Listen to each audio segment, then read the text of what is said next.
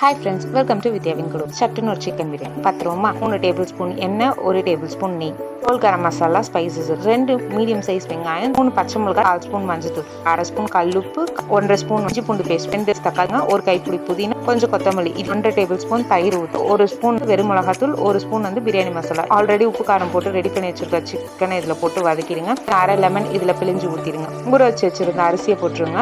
அரிசி தண்ணி அளவு 1 கிளாஸ் அரிசிக்கு 1/2 கிளாஸ் தண்ணி. புதினா திரும்ப போட்டுருங்க. உப்பு பார்த்துட்டு உப்பு போட்டுருங்க. இதை ஸ்லோ ஃப்ளேமில் ஒரு மூடி போட்டு வேக வச்சுருங்க. ஃபுட் கலர் ஆல்ரெடி நான் கொஞ்சம் கரைச்சி வச்சுருக்கேன். அதை அங்கங்கே கொஞ்சம் ஊற்றிட்டு கொஞ்சம் புதினா போட்டு அப்படியே மூடி வச்சுருங்க. நீங்கள் ஓப்பன் பண்ணி கலரி பார்த்தீங்கன்னா பிரியாணி கலர்ஃபுல்லாக நல்லா உங்களுக்கு ரெடி ஆகிடும். மொத்தமாக போட்டு கலரிட்டே இருக்காதீங்க. டம் போட்டு கொஞ்சம் நேரத்தில் பார்த்துட்டு கலருங்க. இதை எப்படி சர்வ் பண்ணியிருக்கேன்னா, முட்டை, தயிர் பச்சடி, கொஞ்சம் சிக்கன் தொக்கு மாதிரி பண்ணியிருக்கேன். அதோட வச்சு சர்வ் பண்ணியிருக்கேன். ஒரு வாட்டி நீங்களும் ட்ரை பண்ணி பாருங்கள். தேங்க்யூ ஃபார் வாட்சிங் திஸ் வீடியோ.